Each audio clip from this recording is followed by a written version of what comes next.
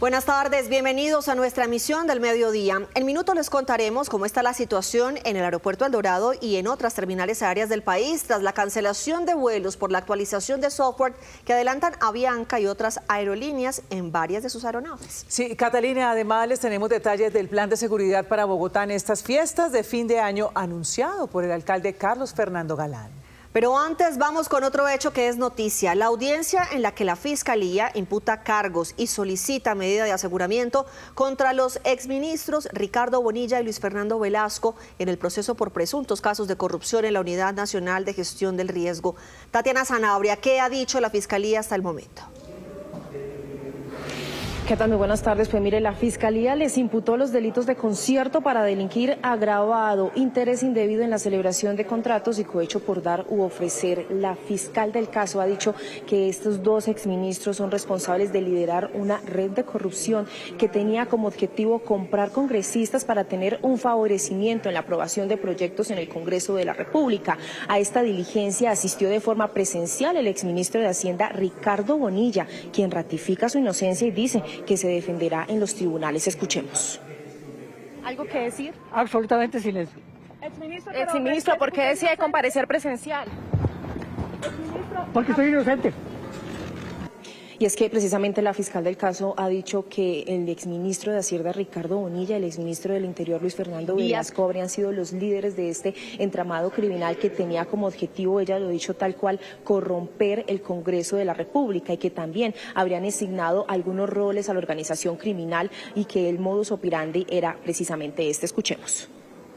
Ustedes, Luis Fernando Velasco Chávez y Bonilla González, lideraron, promovieron, dirigieron y encabezaron la organización criminal, impulsaron el desarrollo de la empresa delictiva, dando órdenes, coordinando reuniones y supervisando las gestiones ilícitas de los trámites necesarios al interior del INVIAS y de la UNGRD, con el fin de cumplir con los compromisos delictivos previamente adquiridos con los congresistas.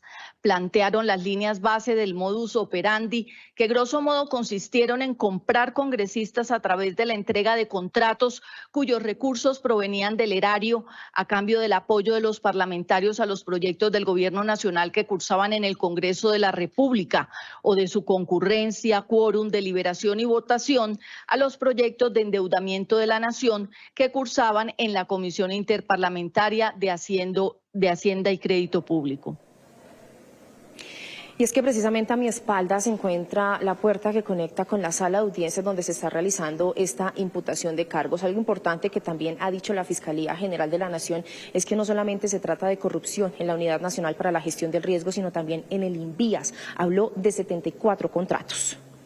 Esto es entre mayo de 2023 y febrero de 2024, lapso durante el cual direccionaron en favor de parlamentarios de la Comisión Primera del Senado, de las Comisiones Tercera y Cuarta de la Cámara y Senado y de la Comisión Séptima del Senado, 74 proyectos radicados en el INVIAS por 571.701.473.657 pesos y 5 proyectos en la UNGRD por 40.536.363.430 pesos, para un total de 612.237.837.087 pesos, de los cuales se concretaron 7 proyectos que serán detallados al imputar los hechos jurídicamente relevantes de los delitos de interés indebido en la celebración de contratos.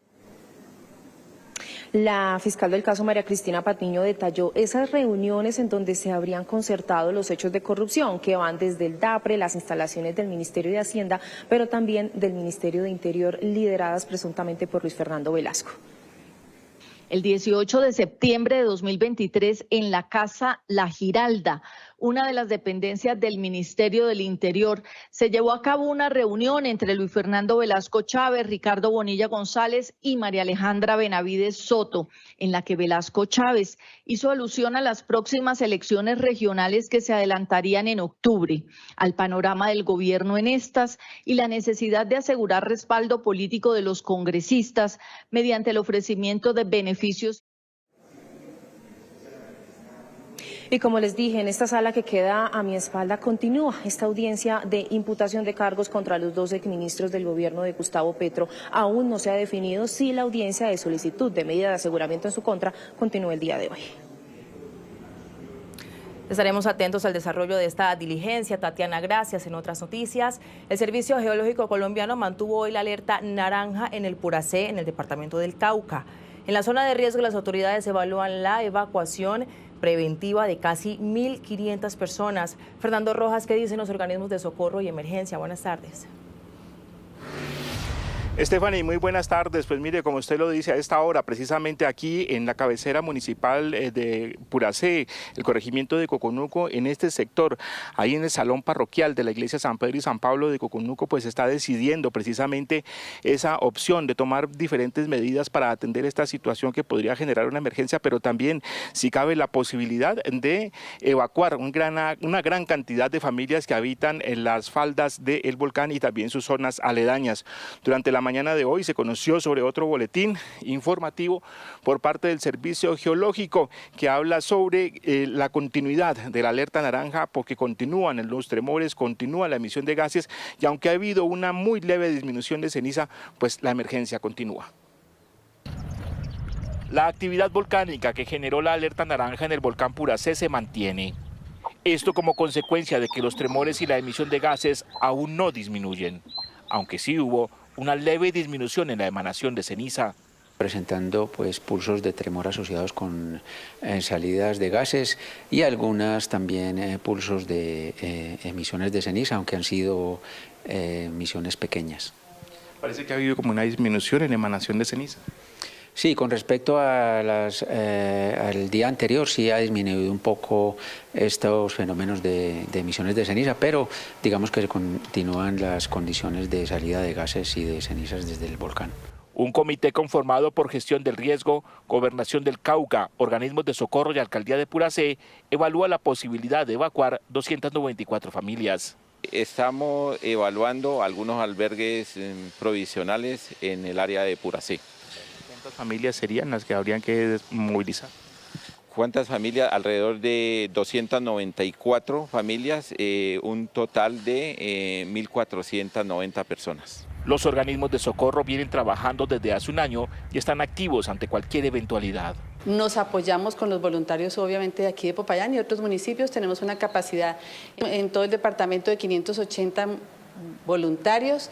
La Dirección Nacional de Bomberos, en uso de sus competencias legales, pues ha emitido una alerta para todos los bomberos, todos los cuerpos de bomberos que estamos en el área de influencia del volcán Puracé.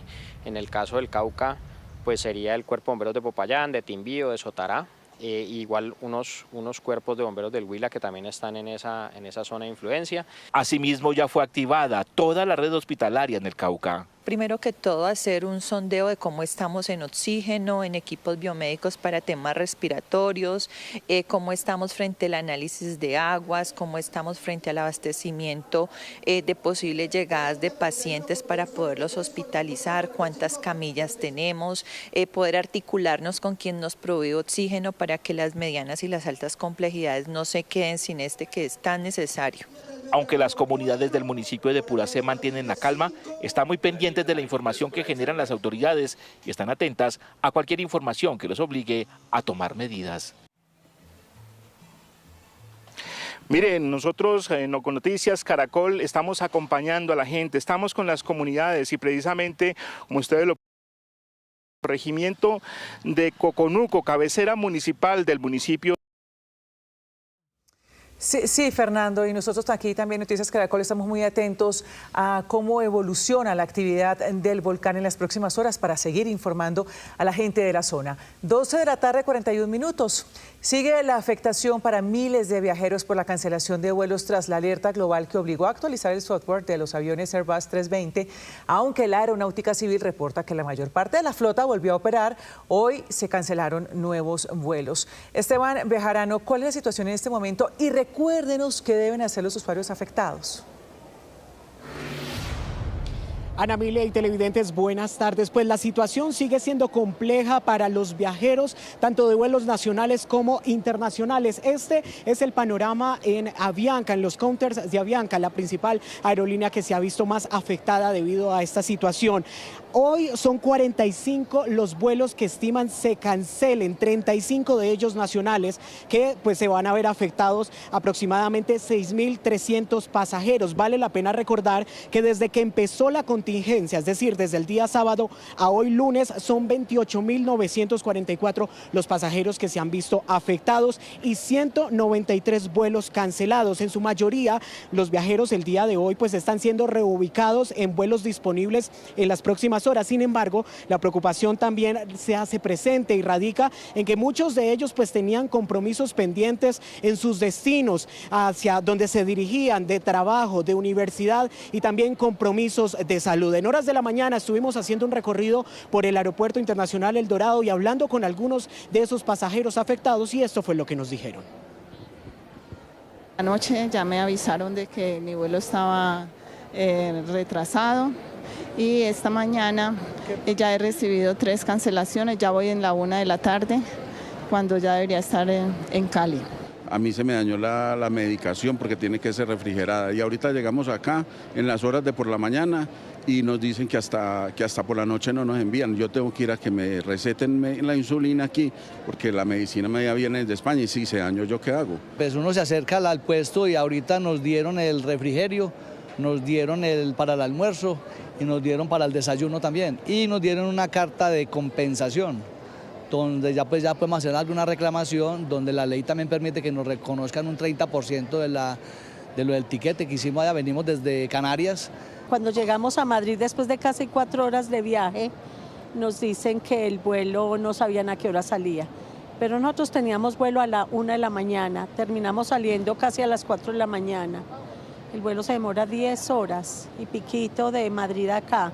Llegamos, obviamente perdimos la conexión que era a las 8:20 y pues nos acaban de dar otra conexión a las 7 de la noche. Según el Ministerio de Transporte, se ha priorizado la reubicación de los pasajeros. Actualmente el 92% de los viajeros en rutas domésticas. ¿Cuáles son las soluciones? Como ustedes lo preguntaban, pues desde la aerolínea Avianca se encuentra la reacomodación en las opciones más cercanas disponibles, bien sea con Avianca o con aerolíneas con las que Avianca tiene relación comercial. También los viajeros pueden reprogramar la fecha del vuelo sin pagar penalidad ni diferencia tarifaria y según la disponibilidad para volar hasta 180 días después de la fecha del vuelo original, y esto lo pueden hacer a través del contact center. Y por supuesto, pues la última alternativa es solicitar el reembolso de los trayectos sin utilizar. Al momento de las 130 aeronaves que necesitaban la actualización del software en el país, solo faltan 19 por recibir esta actualización. La ministra de Transporte entrega el balance. Hoy es un día clave. Ayer o antier llegó el software especial, porque ese no era el que con el que ya se contaba, era uno que tenía que mandar Thales, la empresa que trabaja con Airbus. Llegó el software y comienza hoy a rodarse en esos 19 aviones.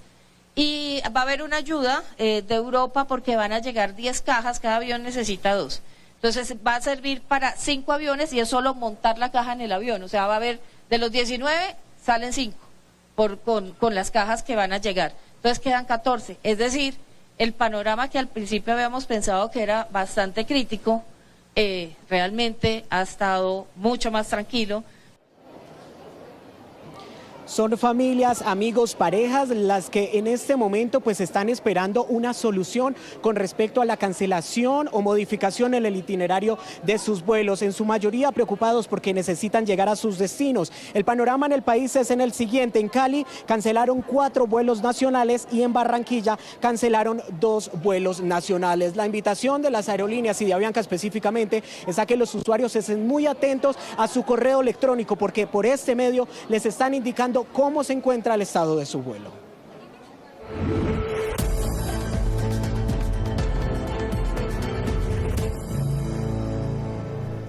Muy buenas tardes. Volvemos con los resultados de la más reciente encuesta Inbamer para Noticias Caracol y Blue Radio. Les vamos a mostrar cómo está la intención de voto y quiénes encabezan las preferencias, cómo se mueve este escenario electoral al final del año 2025. Empecemos entonces. Martín Orozco me acompaña de la firma Inbamer. Martín, volvamos a revisar los datos de esos 15 primeros candidatos. Muy buenas tardes. María Alejandra, buenas tardes. Sí, la intención de voto en los 15 primeras personas la lidera Iván Cepeda con 31.9%, luego Abelardo de las Priella en segundo lugar 18.2%, Sergio Fajardo 8.5%, y ya en menos del 4.5%, que es el margen de error, está el voto en blanco, está Miguel Uribe Londoño con 4.2%, Claudia López 4.1%, Vicky Dávila 3.7%, Juan Carlos Pinzón 2.9%, Germán Vargas Lleras 2.1%, Santiago Botero 1.8%, Juan Manuel Galán 1.6%, Aníbal Gaviria 1.3%, tanto Enrique Peñalosa como María Fernanda Cabal y Paloma Valencia 1.1% y Camilo Romero 1%. Ya empiezan a darse algunas decisiones políticas de acuerdo a lo que está presentando esta realidad, esta fotografía de la encuesta. Martín, ¿qué tan contundentes y definitivos eventualmente en cómo se distribuye hoy esta intención de voto podrían interpretarse esos datos? No son nada concluyentes todavía, son concluyentes a ojos de hoy, pero claramente Iván Cepeda se está consolidando como el candidato único de la izquierda, mientras que los otros espectros políticos, es decir, los que se denominan independientes, los de centro-derecha y los de centro, todavía, supongo yo, tienen que conformar coaliciones para poder llevar un candidato más fuerte a la contienda que vamos a tener en mayo. Sí, de acuerdo a estas cifras, ese 31.9% de Iván Cepeda, como usted lo dice, pareciera consolidar el voto, obviamente izquierda, centro-izquierda. También, digamos, revisemos el cuarto, nos hemos concentrado en los tres primeros, pero tenemos a Miguel Uribe Londoño, el primero del Centro Democrático que aparece, digamos, en esta lista, y muy lejos, después con el 1.1, está María Fernanda Cabal y Paloma Valencia. Recordemos que Andrés Guerra se retiró y Paola Holguín tiene el 0.5. Paola Holguín tiene el 0.5. En ese Centro Democrático, ¿qué pasa con esa candidatura de Miguel Uribe? ¿Cómo sería? Digamos que si llegaran a definir el mecanismo que en teoría se unas encuestas, ¿no? Eran unas encuestas, ya no sabemos hacia dónde va en realidad el partido, pues en este caso debería estar ganando Miguel Uribe por encima, muy lejos de María Fernanda Cabal, de Paloma Valencia y de Paola Holguín. Claudia López está de quinta en esta encuesta, 4.1. La candidatura de Claudia López se ha convertido en una candidatura bastante solitaria. Ella va en su imparable, como lo llama, recogiendo firmas, la presentará el 17 de diciembre, las presentará el 10 de diciembre. Y ¿agrupa qué tipo de votantes hoy en día Claudia López? ¿Dónde podría ganar? No tiene mucha fortaleza en ninguno de los espectros, pero uno podría decir que tiene un poco más de los de centro y de los de corriente política, pero son números tan bajitos que todavía no muestra una fortaleza categórica. Lo que sí hay que decir de Claudia López es que después de Iván Cepeda es la candidata de estos 33 más conocida. Entonces, tiene un alto reconocimiento. Sí, lo que sorprende es que el 79% de los votantes dicen conocerla, un 40% tiene una opinión desfavorable y un 30% una opinión favorable. Entonces, numéricamente hablando, todavía tiene el camino muy complejo a futuro. Vicky Dávila y Juan Carlos Pinzón, que también hacen parte de esas figuras de la derecha, ya no específicamente del Centro Democrático, pero que sí quieren ganarse ese lugar peleándoselo con Abelardo de las Priella, que parece muy consolidado. ¿Podrían eventualmente crecer, sumarse con los otros sectores? Bueno, vamos hasta Vargas Lleras, que también estaría en esa coalición, ¿no? Han demostrado, digamos, algunas alianzas posibles. Entiendo que Vargas Lleras, empezando por ahí, ya anunció pues que va a ser cabeza de lista. Entonces no sé si finalmente va a terminar siendo candidato presidencial o no.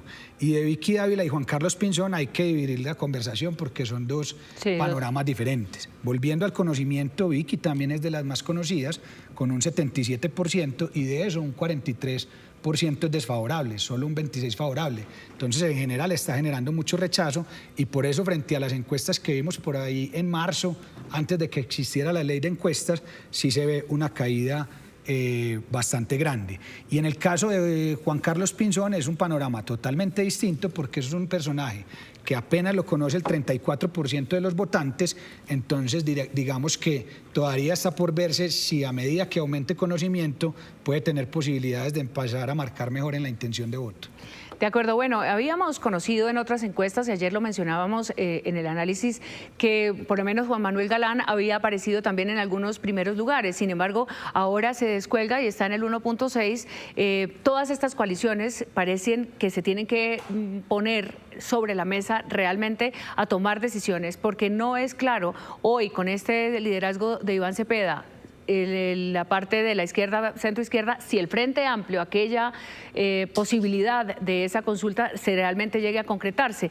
En esa consulta irían eventualmente Roy Barreras, que marca cero... Marca, ya te confirmo. Bueno, Roy Barreras, que además ha estado muy molesto con los resultados de la encuesta, porque dice que no se compadece con lo que le está viendo en la campaña, pero marca 0.6%. Y también Juan Fernando Cristo, que tampoco se había decidido, pero esa consulta realmente parece muy complicada porque tendría que ceder casi que Iván Cepeda a medirse con unos pequeños. Pero bueno, esas son decisiones políticas que cada uno de los espectros tomará, así como la de Juan Manuel Galán y otros sectores de centro. Veamos los próximos 15, los que bajan del 1%. Entonces, los próximos 15 son Luis Gilberto Murillo con 0,9%, Luis Carlos Reyes y Carlos Caicedo 0.8%. Hay que aclarar que en los otros también marcó 0.8% Héctor Olimpo, que está en Héctor Olimpo Espinosa, que estaba dentro del grupo de los alcaldes, se retiraron Juan Guillermo Zuluaga y se retiró Juan Carlos Cárdenas, pero Héctor Olimpo Espinosa quedó en el listado y marca 0.8. 0.8. Efraín Cepeda 0.7, Paola Holguín 0.7, con 0.6 están Roy Barreras, David Luna y Mauricio Cárdenas, con 0.5 están Juan Daniel Oviedo, Mauricio Armitage y Felipe Córdoba, con 0.4 Mauricio Gómez Amín, que ya anunció que se adhiere a Abelardo. La entrada del Partido Liberal oficialmente a la campaña de Abelardo de la Espriella. Mauricio Liscano el 0.3 y Daniel Palacios y Juan Fernando Cristo con el 0.2. Para resumirle este gráfico completo de los 30, lo que podemos decir es que solamente hay 15 personas con más del 1%. Solamente hay 3 personas con más del 4.5%, que es el voto en blanco. Y 18 personas tienen menos del 1. 18 personas, tenemos muchos candidatos. Vamos a ver qué puntajes marcan cuando se le pregunta a los ciudadanos por los 3 primeros de esta encuesta.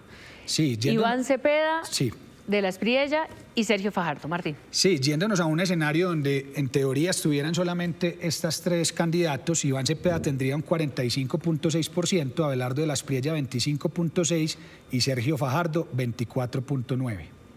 Claro, ayer nos preguntaban por qué los 3, y claramente es porque escogemos pues obviamente los 3 punteros de la lista general, y aquí vemos cómo se realinderan los votos. ¿Cómo se realinderan? ¿Cómo se organizan? Ahí lo que termina pasando es que, como decíamos al inicio, Iván Cepeda es claramente el candidato de la izquierda y se llevaría la mayoría de ese porcentaje de votos. El centro se dividiría en 3, una parte para Cepeda, una parte para Fajardo y algo para Abelardo, mientras que la derecha casi la mitad la tomaría de la Espriella, pero lo otro también se divide. Entonces, yo creo que el electorado, ante una cantidad tan grande de candidatos, todavía no saben bien a estas alturas cuál es el candidato que más los identifica, porque apenas van a comenzar los debates, digamos, en medios de comunicación. Hasta ahora hemos tenido solo debates en congresos privados o empresarios y digamos, falta mucho para que el electorado pierda esa confusión que de pronto hoy hay, y a medida que vaya disminuyendo la lista de candidatos, eso también va a permitir que esa comunicación sea más sencilla para los que realmente queden. Claro, y que se defina también cuál va a ser ese punto emocional y racional de definición del tema grande de la campaña. Parece ser, por lo que dicen los colombianos, será la seguridad. También se ha planteado la salud, pero como la seguridad es un tema que todos abordan de una manera casi, digamos, casi igual, dándole más fortalecimiento a la fuerza pública, que vamos a ver ahora un poco en términos de instituciones, cómo está el apoyo a la fuerza pública en general. Serán esas diferencias ya propuestas concretas las que puedan hacer eventualmente pues una decisión o puedan llevar a la decisión de un votante. En este caso, Iván Cepeda con el 45.6%. Ayer decíamos, ¿por qué Cepeda está tan consolidado? Para muchos ha sido una sorpresa a pesar de la consulta, y también hay que decirlo, a pesar de que Cepeda fue, gracias a que Cepeda ha estado pues también muy presente en la opinión pública, dada ser la contraparte en el juicio de Álvaro Uribe. Sí, además de la consulta, pues que son los primeros que se organizaron en esa consulta previa, y digamos que ahí tomó bastante reconocimiento. Vamos a ver cómo podrían ser los escenarios en las segundas vueltas con estos mismos tres candidatos. Iván Cepeda 59.1, Abelardo de la Espriella 36.2 en este escenario de los dos que de hecho van punteando en la pregunta general. El siguiente escenario sería Iván Cepeda y Sergio Fajardo, es decir, el primero contra el tercero hoy de la encuesta. Estaría Cepeda en 48.9 y Fajardo en 46.4, es decir, eso es un empate técnico, dado que el margen de error de esta pregunta es del 2.5. ¿Y el tercer escenario? Fajardo de la Espriella, que es un escenario ya más hipotético porque no son los que puntean, pero tendría Fajardo el 51.7 y Abelardo de la Espriella 38.9. La movilidad de Fajardo, que en estas segundas vueltas muestra pues una gana en este escenario, gana en el escenario y empata en el escenario con Cepeda. ¿Qué vemos de Sergio Fajardo? Lo que uno ve es que ante un escenario entre Iván Cepeda y Sergio Fajardo, Iván Cepeda coge un poco de los votos de centro, al igual que obviamente Fajardo, porque se denomina de centro, pero toda la derecha prácticamente se iría a Fajardo, y eso hace que las cargas se emparejen y por eso estén en una situación de empate técnico. Para todo este análisis, además, hay unas medidas que son muy importantes, y es medir también los negativos de los candidatos, no solamente en favorabilidad o desfavorabilidad, que está en el informe completo, que está en nuestras plataformas digitales, sino esta gráfica que vamos a ver, y es por quién nunca votaría. Esa es una decisión muy contundente de los que manifiestan participarán en las elecciones. ¿Por quién nunca votaría? Y no votaría, por ejemplo, por Iván Cepeda el 23.9%, por Vicky Dávila el 12.6%, por María Fernanda Cabal el 12.3%, Abelardo de la Espriella el 12.2%, por Claudia López el 4.9%, y en el 4, Enrique Peñalosa tendría 4% de personas que dicen no votarían por estos candidatos. ¿Esto qué significa? ¿Qué es el no votaría nunca por? Es las personas que definitivamente rechazan a esos candidatos, que si uno lo piensa en términos numéricos tampoco es tan alto. El que más rechazo tiene es Iván Cepeda, que es el mismo que va liderando, pero es porque obviamente personas que se consideran de centro derecha nunca votarían por él. Mientras que las otras personas, o las dos siguientes, que son Vicky Dávila y María Fernanda Cabal, ocurre porque tienen un desfavorable demasiado alto y las personas de izquierda tampoco votarían por ellas. Al igual que Abelardo, que digamos no gusta en ese sector. Pero yo creería que todos los candidatos tienen un techo alto todavía, porque aunque esos cuatro tienen mayor rechazo, no es un rechazo, digamos, exagerado. En el caso de Iván Cepeda, que es el que más rechazo tiene, estamos hablando de que un 75% de los encuestados no dijeron que nunca votarían por él. Claro. Entonces sí mide un poco el rechazo, pero los rechazos a estas alturas todavía no son tan grandes. Y sobre todo porque lo que usted dice, no está nada definido, quedan 6 meses para las elecciones y las campañas realmente arrancan en enero. Todo este año 2025 hemos visto este apogeo democrático, por llamarlo de alguna manera, esta participación masiva de candidatos en una definición que todavía está obviamente en el corazón, en la decisión de los colombianos. Vamos a hablar del desempeño del presidente Gustavo Petro, uno de los aspectos más importantes de esta encuesta de Inbamer. Sí. ¿Usted aprueba o desaprueba la forma como Gustavo Petro está desempeñando su labor como presidente de Colombia? Veamos las cifras comparadas, Martín, entre agosto y noviembre. Sí, en noviembre, es decir, la medición actual tiene un 37.7% de aprobación, venía de un 37.0, es decir, prácticamente lo mismo, y una desaprobación del 56.7 y venía del 57.8, eso prácticamente, o en términos numéricos, María Alejandra, es que se mantiene. Es que se mantiene, y le quería hacer esa pregunta, ¿no es una tendencia al alza de la aprobación? Es más o menos lo mismo. Cuando uno mira las alrededor últimas... del 30, 35 sí, que siempre has tenido... Digamos, las últimas, desde hace un año, noviembre 24, está 36, 35, 37, 37, o sea que es más o menos lo mismo. Lo que sí se puede decir es que no cae.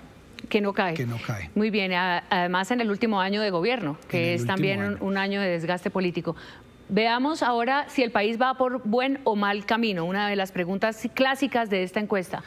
Sí, por buen camino dice el 34.4%, por mal camino el 59.8%, y en agosto teníamos buen camino en 31% y mal camino 64.4%, es decir, aquí la gente sí está un poco más positiva que hace unos meses.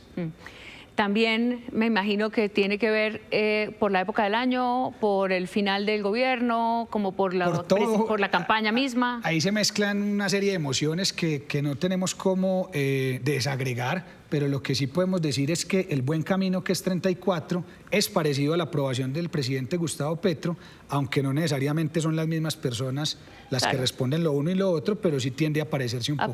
Bueno, y también hay que decir que en el debate y en el análisis que se hace sobre los números en Gustavo Petro, en el gobierno de Gustavo Petro, tiene que ver con la economía. La economía, sí. Los datos económicos parece acompañar el final de este gobierno. Veamos ahora cuál es el principal problema que mencionan los colombianos, es su principal preocupación, valga la redundancia.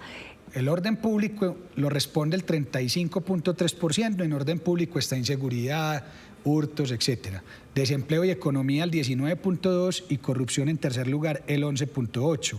Hay que aclarar, María Alejandra, que el tema de orden público sin duda es el que viene creciendo como principal preocupación, porque en marzo de este mismo año estaba en 21%. Es decir, se ha disparado ese problema como el principal y seguramente, como dijiste hace un momento, será uno de los puntos más importantes a discutir en los debates y en las propuestas de las diferentes campañas. Veamos ahora el apoyo a las instituciones. Se habla mucho del fortalecimiento de las instituciones y de que Colombia tiene unas instituciones fuertes. Por eso siempre es tan importante ver cómo están viendo los ciudadanos a las instituciones de Colombia. Las fuerzas militares tienen un puntaje muy alto, 76.6%, Martín. Sí, de opinión favorable. Eso en línea con el principal problema es algo bueno, digámoslo así, porque las personas todavía confían en esa institución y es en la que más confían actualmente. Déjeme preguntar una cosa o por lo menos señalar algo. Fíjense que aquí está un alto apoyo de las fuerzas militares, pero a su vez la preocupación principal está en el orden público, que puede estar trasladada también a algunos efectos de seguridad ciudadana, pero sobre todo a lo que se ha dicho que tiene que ver con esta inseguridad en los territorios por parte de las disidencias y los grupos criminales. Y a que menos del 30%, como un 28% más o menos, dice que el proyecto de paz total va por mal camino. Ya vamos a ver las gráficas, Martín, de la paz total. La Iglesia Católica tiene el 69.3 de imagen favorable, un 24 desfavorable, y la Registraduría Nacional del Estado Civil 67.7 favorable y 23 desfavorable, que es bastante importante de cara pues a las elecciones que se vienen. Le iba a decir que nos detuviéramos ahí un momento en la registraduría, porque además en este momento, de cara a las elecciones y con tanto rumor que ha habido y con tanta presión por parte, también hay que decirlo, del presidente de la República sobre la registraduría, está siendo una institución apoyada por los colombianos. Vamos a la siguiente gráfica de la opinión desfavorable también de las instituciones, la policía. La policía un 64.4% que viene mejorando en los últimos meses. Los empresarios, un favorable del 61.7% y un desfavorable del 29%, y los medios de comunicación 53%, desfavorable 40%. Quiere decir que aquí están las 6 instituciones que tienen una mejor opinión en la vida de los colombianos. En el informe completo hay más instituciones, Procuraduría, redes sociales, etcétera, pero digamos tienen porcentajes inferiores a estos que estamos viendo. Revisemos ahora en este contexto la paz total y también lo que tiene que ver con la seguridad en términos más amplios de este concepto. ¿Se siente más seguro, más inseguro o no sabe, no responde con la política de paz del gobierno de Gustavo Petro? Más seguro el 26%, más inseguro el 66%. Y aquí viene el porqué también de el principal problema en orden público o enfocado en orden público, y es las personas se sienten más inseguras que antes con el proyecto de paz total, pero todavía confían en que las fuerzas militares pueden derrotar militarmente a los grupos armados ilegales.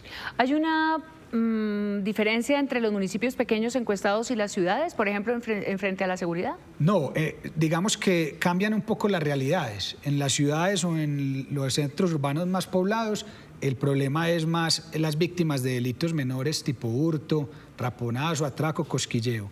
fuera de las ciudades principales, es decir, en las zonas urbanas, hay problemas diferentes que tienen que ver más con los grupos ilegales. Un concepto que está ligado justamente a la seguridad, a la paz total y a esta sensación de inseguridad de los colombianos tiene que ver con el control del territorio por parte de las fuerzas militares. Sí, si cree usted que el Estado y las Fuerzas Armadas han perdido el control de los territorios donde operan diferentes grupos armados ilegales, no lo han perdido el 21.6% y sí lo han perdido el 73.7%, que ahí es donde, a pesar de que las personas no iban en esos territorios, en su mayoría donde operan estos grupos, sí consideran en general que se ha perdido el control. Ese será uno de los temas fundamentales también, por supuesto, en esta campaña. Las relaciones con los Estados Unidos nos han ocupado en los últimos meses con hechos muy concretos y tiene que ver con la visa del presidente, la lista Clinton, la desertificación y la tensión que existe en la frontera con Venezuela. ¿Cómo se revisa la responsabilidad de Gustavo Petro y de Donald Trump? Sí, si la gente cree que el deterioro de esas relaciones ha sido más responsabilidad de Gustavo Petro, de Donald Trump o de los dos. De Gustavo Petro dice el 29.5%, del presidente Donald Trump el 25% y hay un 45.5% que dice que es responsabilidad de los dos. Y veamos para esta campaña electoral qué importancia le dan los colombianos a esa relación con los Estados Unidos. Sí, si cree que el candidato por el cual usted va a votar debe tener buenas relaciones con el gobierno de Estados Unidos o no.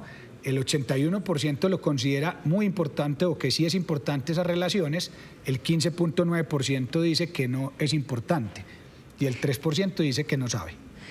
Bueno, pues este es un panorama cualitativo también. Algunas de las preguntas sobre la coyuntura más importante en este momento que atraviesa Colombia previo a las elecciones. Veamos la ficha técnica. Sí, se realizaron 3.800 encuestas personales en 148 municipios de Colombia.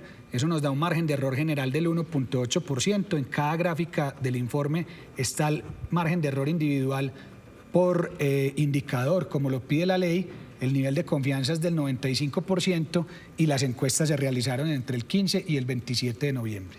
Con esa ficha técnica terminamos esta versión, este análisis más a fondo de la encuesta Inbamer para Caracol Televisión y para Blue Radio. Muy buenas tardes. Para Alejandra, una encuesta que ha generado reacciones en diferentes sectores políticos. María Camila Roa nos cuenta, adelante. Sí, Catalina, han reaccionado desde las diferentes orillas políticas, pero nos vamos a enfocar en esa reacción de los punteros de ese grupo de arranque y también en contarles a los televidentes las reacciones y movimientos políticos, los efectos que ha tenido la revelación de esta encuesta. Es por eso que vamos a ver entonces la reacción de Iván Cepeda, de Abelardo de la Espriella, de Sergio Fajardo y también todo lo que ha pasado tras la revelación de esta encuesta con la candidatura de Miguel Uribe Londoño. Vamos a empezar en orden entonces de favorabilidad o más bien de intención de voto y arrancamos con Iván Cepeda, que de hecho utiliza la publicación de la encuesta, su reacción, para invitar también a los ciudadanos a acompañar el lanzamiento de las listas al Congreso del Pacto Histórico. El Pacto Histórico es hoy por hoy la principal fuerza política en Colombia y sus candidatas y candidatos han sido escogidos mediante la votación de la ciudadanía, más exactamente en la consulta que hicimos el pasado 26 de octubre, obtuvimos más de 2.700.000 votos. Vamos bien, así lo muestran los resultados que estamos obteniendo, pero lo nuestro no son triunfalismos, lo nuestro es el trabajo aplicado, serio, sereno, con argumentos, propuestas y sobre todo, repito, con la fidelidad y el servicio al pueblo colombiano. Siento por una parte mucha alegría y mucho orgullo porque gran parte del pueblo colombiano me ve como presidente de la República. Eso es fundamental. Que un tipo como yo, sin trayectoria política, sin los políticos de siempre, sin los grandes capitales detrás, esté de segundo en la general, sin duda alguna, es un gran logro y eso me llena el corazón de felicidad. Y por otra parte, que el heredero de Petro y de la FARC, el señor Cepeda, esté de primero es también una alerta que indica que la unidad es más necesaria que nunca, porque es fundamental para derrotar al comunismo que representa Cepeda que estemos unidos. en una alianza patriótica para defender la libertad, la institucionalidad y la democracia. Vamos muy bien y estoy contento. Llevamos de manera juiciosa trabajando con disciplina, sin escándalos, sin insultar a nadie. Y ya lo he dicho una y otra vez, y el reto de Colombia es este: los extremos o adelante con Fajardo.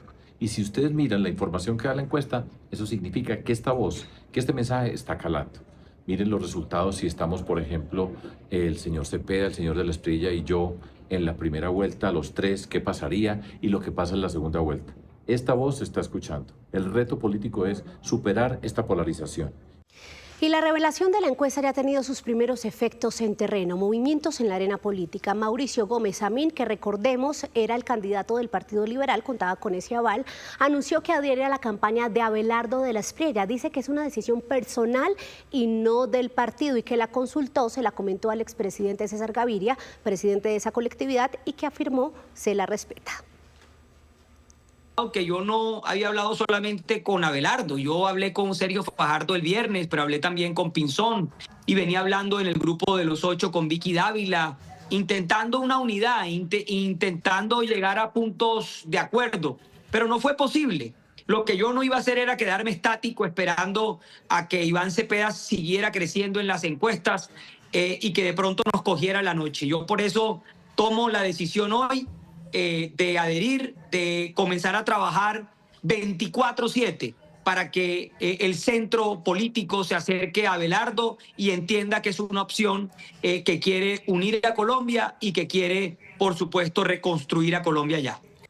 Y mucha atención porque el Centro Democrático emitió hace pocos minutos este comunicado en el que expulsa, saca de la contienda de la presidencia a Miguel Uribe Londoño por supuestamente prometerle su apoyo a Abelardo de la Espriella. Ya van a ver ustedes, dicen textualmente: el doctor Abelardo de la Espriella acaba de informar al expresidente Álvaro Uribe que ayer el doctor Miguel Uribe Londoño lo llamó a expresarle que renunciaba al Centro Democrático para apoyar al doctor de la Espriella. Segundo punto, el expresidente Álvaro Uribe le agradeció la transparencia al doctor de la Espriella y dijo que procediera como a bien lo tuviera. Complementan con estos puntos: en la noche del sábado el expresidente Álvaro Uribe recibió un mensaje del doctor Uribe Londoño en el que en síntesis le decía que estaba por tomar una decisión muy seria con su familia, que se excusaba de participar en el foro del domingo y que le pedía una reunión de 10 minutos el lunes. Narran además que el expresidente Uribe no pudo atender esta reunión y que posteriormente hacía una comunicación con la dirección del partido, y ahí está la clave, en el punto 6. El Centro Democrático agradece la franqueza del doctor de la Espriella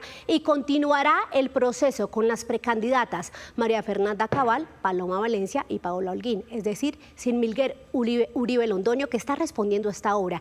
Niega haber hecho ese ofrecimiento o esa promesa de respaldo a Abelardo de la Espriella y pide al partido que reconsidere su decisión.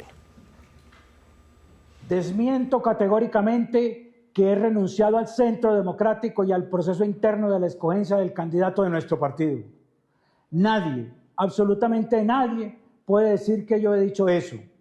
He conversado con múltiples factores políticos en aras de construir la unidad nacional que necesita Colombia. Es inaceptable que se me excluya de un proceso del cual soy parte por versiones de prensa o de llamadas telefónicas. Sigo firme en mi aspiración, como yo lo afirmé. No renuncio ni me renuncian. Pido al Centro Democrático que rectifiquen esta información. Respetuosamente, Miguel Uribe Londoño. Es la nueva tormenta política al interior del Centro Democrático, que recordemos ya tiene una firma chilena, una encuestadora en terreno, recogiendo esas opiniones para elegir a sus dos, en este caso serían precandidatas presidenciales, teniendo en cuenta que ya expulsó de esa contienda a Miguel Uribe Londoño.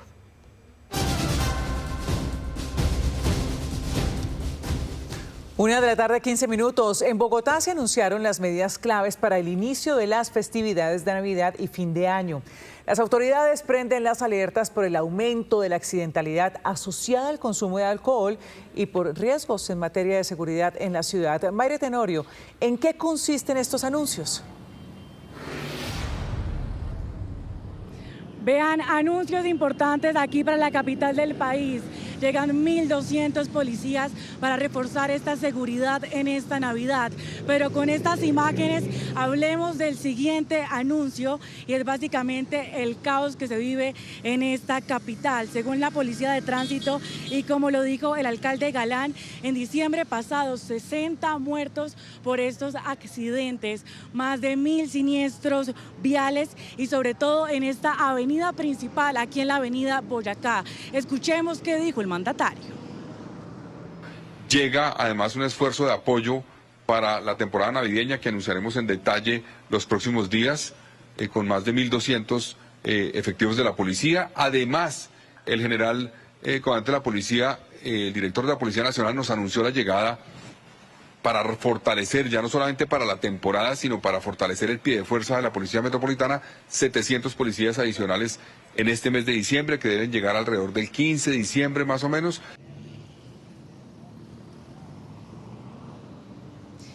Y con estas imágenes del panorama aquí en la avenida Boyacá, hablemos de los hechos que se registraron también esta madrugada. Ustedes pueden ver este operativo de la policía de Bogotá, más de 4.000 botellas de licor adulterado incautadas, esto en bodegas del Voto Nacional en Los Mártires, avaluadas en 400 millones de pesos. Y el mensaje es claro, la prevención en esta Navidad.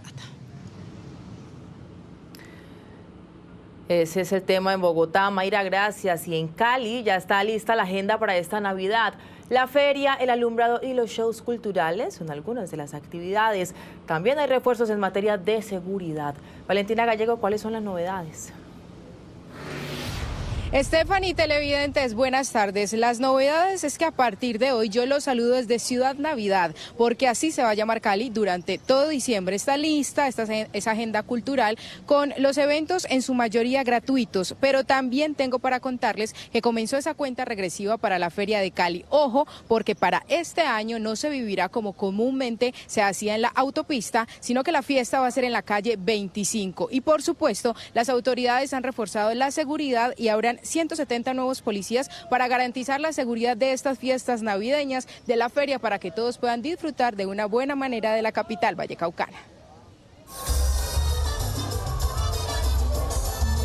Por estos días, Cali se llama Ciudad Navidad. Durante el mes de diciembre y hasta el 6 de enero tendrá varias actividades culturales, deportivas y artísticas para el disfrute de todos.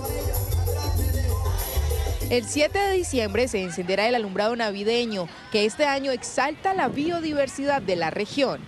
Tendremos más de 4.000 figuras en el Boulevard del Río, en el Boulevard del Oriente, en el Barrio Obrero y en los corregimientos de la ciudad. Del 25 al 30 de diciembre se vivirá la Feria de Cali en su versión número 68, los días más esperados del año.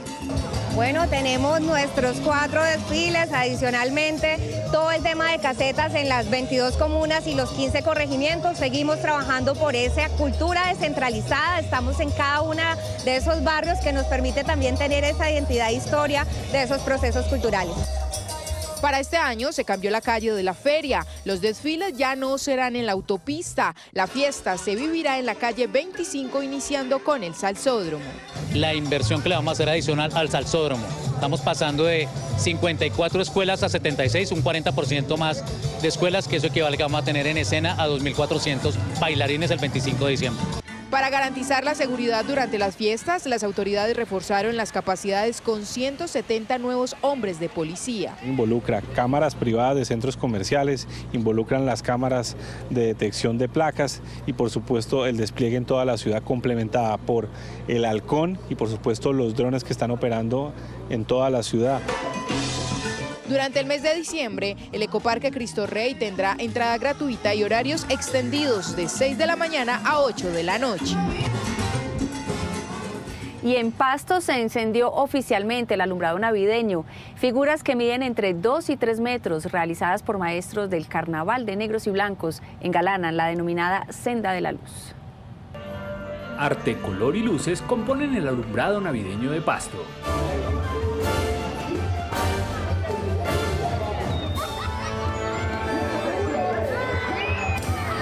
Miles de personas se congregaron en la Plaza de Nariño a disfrutar de música y cultura en el encendido oficial de las luces. Poco más de 1.200 millones de pesos, no solamente en la Senda de la Luz, sino varias avenidas y varias rotondas que se van a iluminar y donde aspiramos que los turistas vengan a Pasto, porque no solamente la presentación de iluminación, sino también que los artistas y artesanos construyan sus obras. Figuras de gran envergadura realizadas por los artesanos del Carnaval de Negros y Blancos engalanan la Senda de Luz. Sí, no, esa articulación con los artesanos ha sido fundamental. La Secretaría de Cultura, Cuerpo Carnaval, nuestro alcalde le ha apostado a esto y esperamos que propios y turistas disfruten de esta Senda de la Luz. Que venga gente, que vengan turistas a nuestro municipio a observar la belleza artesanal que nosotros presentamos y eso ayuda a la dinámica económica que se impulsa en Pasto. La ciudad invirtió alrededor de 1.500 millones para más de 20 figuras de más de 15 metros, brindando nuevos espacios para que propios y visitantes disfruten este fin de 2025. La Navidad también se encendió oficialmente en el puente de Boyacá, donde cerca de 40.000 personas disfrutaron del espectáculo de luces y música en una velada que tuvo como invitado al artista Andrés Cepeda. En el altar de la patria se dio la bienvenida a la Navidad en Boyacá. Cerca de 40.000 personas llegaron para disfrutar de la iluminación y música de una velada espectacular. Muy bonito, muy familiar, muy como para compartir con amigos, con la familia, muy lindo. Excelente, mejor que la del año pasado. Sí, estaba muy bonita esta de año, sí, de verdad.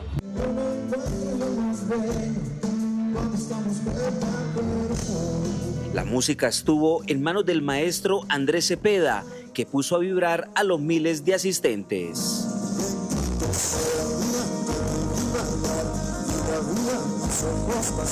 Cantó lo que cantaba con Poligamia y lógicamente cantó todo lo del disco nuevo Bogotá, Latin Grammy. No, muy bonito, muchas sensaciones al mismo tiempo. Su carisma, la forma de ser él, todo lo que ha dicho, muy bueno. 10 millones de bombillos LED y más de 6.000 figuras le dan vida en esta Navidad al hermoso puente de Boyacá. Y estamos felices de poder prender la Navidad aquí en Boyacá, que todas y todos los colombianos sepan que el mejor regalo que le pueden dar a sus familias en esta Navidad es que puedan traerlas y vivir la Navidad en Boyacá.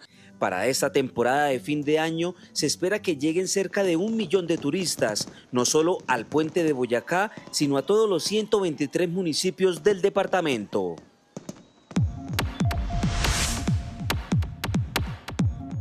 ¿Cuáles son las tradiciones de la Navidad en su región que más le gustan? Los leemos en @noticiascaracol.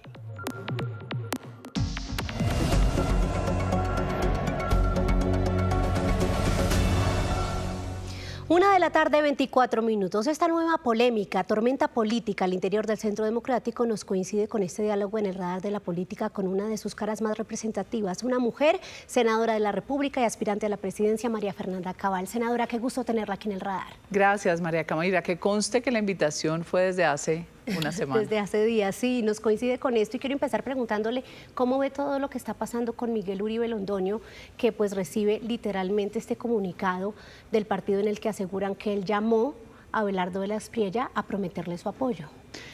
Yo no quiero entrar en ese debate, María Camila. Yo he enviado un video para el país, toda la gente que está preocupada por el 2026, a nuestra militancia, dándole el respaldo a la dirección nacional del Centro Democrático. Pero bueno, no entremos en esta polémica, pero es decir, estas molestias por el proceder de Miguel y su campaña no son nuevas, ¿no? Usted ha hablado del tema previamente. ¿Qué es lo que ustedes han sentido como precandidatas con ese proceder de esa campaña?